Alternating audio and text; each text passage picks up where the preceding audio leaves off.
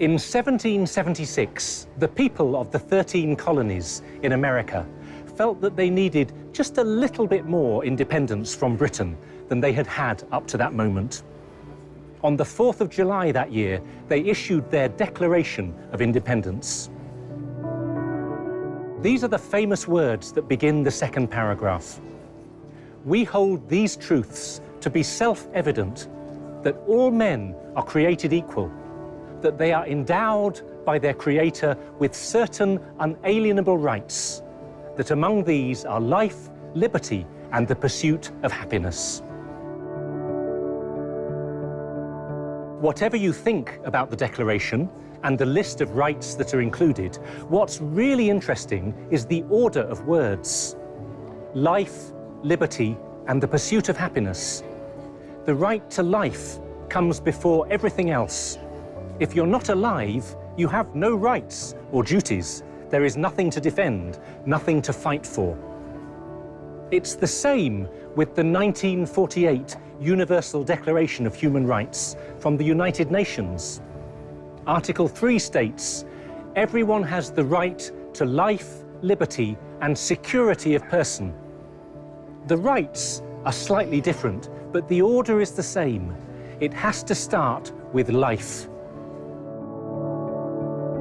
Christian teaching speaks about the dignity of the human person. Human beings have a special place in creation.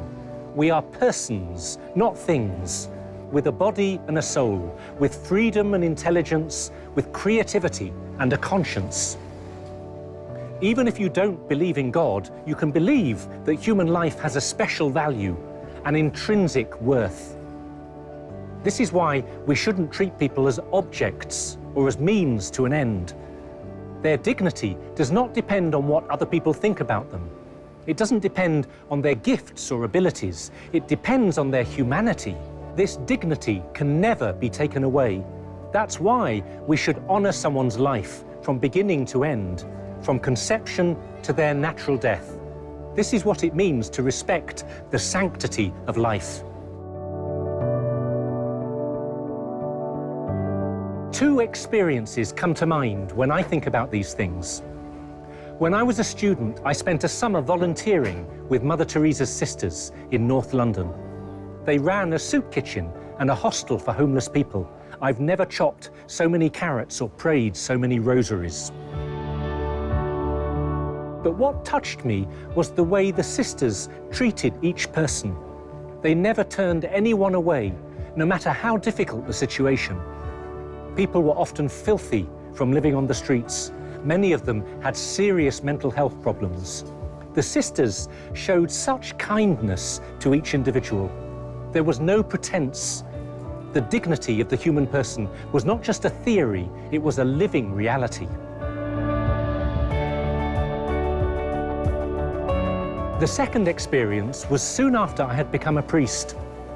One of the mothers in the church where I worked had a very difficult pregnancy, and she ended up having a premature birth when the child was just 23 weeks along.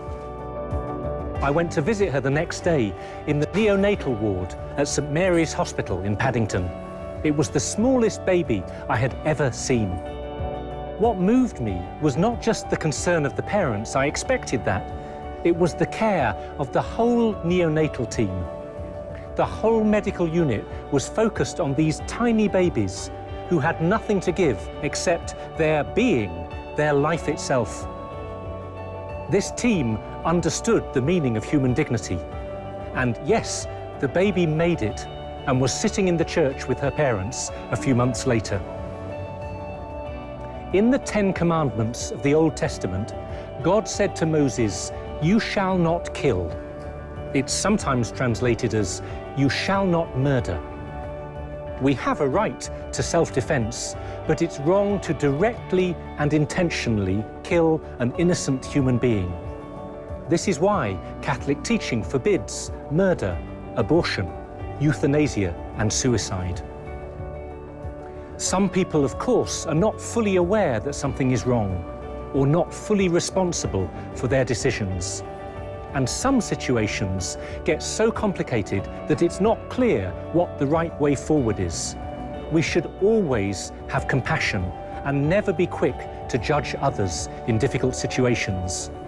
But the teaching is clear, and it's there to defend human dignity and to protect innocent human life. There are so many other ways that we can defend human dignity. The right to life is not the only human or Christian value, but the foundation of every other human right and human dignity is the right to life, which is why the dignity of the human person is the most important place to start.